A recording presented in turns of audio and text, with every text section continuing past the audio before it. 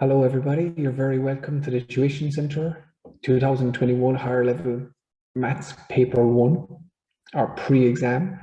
I'm going to say congratulations to all the students who have completed the Paper 1 exam at this point and are now going to correct it. We'd be delighted if you'd fill in the feedback form, letting us know how you did on each of the questions. And if you do that, what we'll be able to do is we will be able to figure out our what we call the summary statistics, like how well students did on average, which questions were best answered, which ones were worst answered, which were most popular, which were least popular, and we'll send those summary statistics and the insights we gain to the students in an email.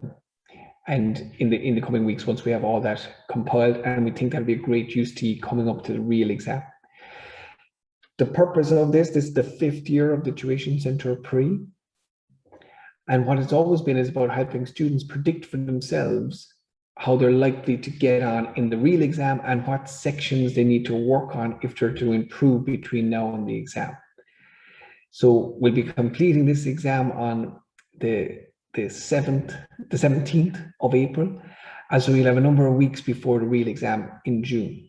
So there's still plenty of time for improvement and plenty of time to figure out what exactly is your strategy, and we hope this will be a big help to you.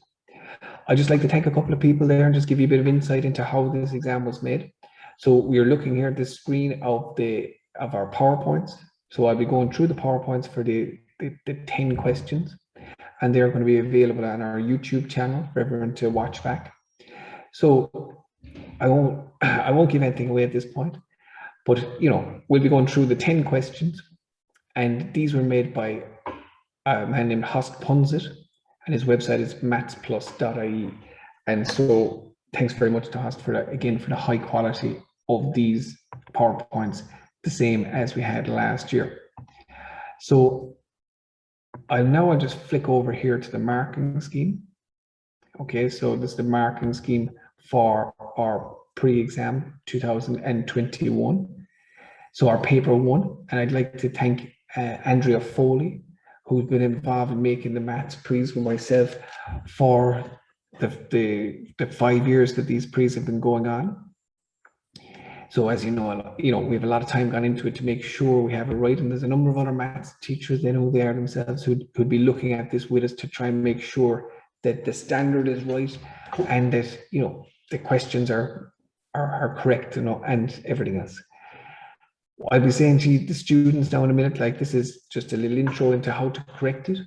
I suppose the first thing to say is this: look, you're not a state exam corrector, and we're not the SEC.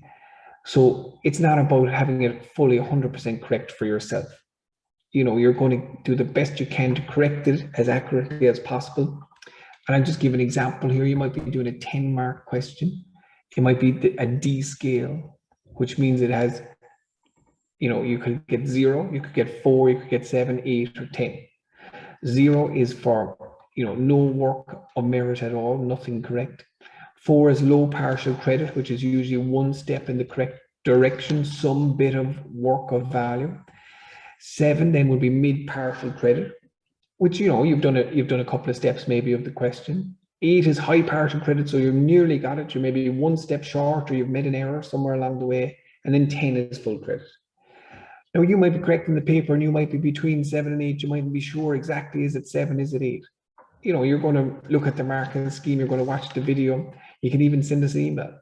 But you don't need to worry, too much about it. You're just going to do the best you can. You're going to mark it and keep moving on. Ourselves here, we've done what we can to make it a gooder paper. We want it to be kind of tough but fair. And, for yourselves, you're going to correct it in that spirit as well. So, you're going to be fair. And let's say you give yourself the benefit of the doubt on one question, well, maybe the next time around you don't give yourself the benefit of the doubt. And if you do it like that, you'll end up with a very good, prediction of how you would do if this was corrected, by a state exams corrector, and how well prepared you are for the exam.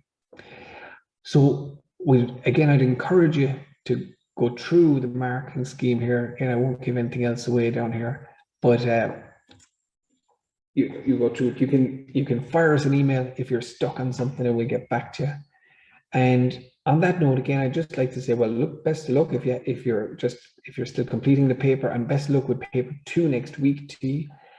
I'd just like to finish by thanking Deborah and Conrad, who are working behind the scenes here as well, and who some of you might well have been in contact with over the time, dealing with any technical issues or little questions or anything like that.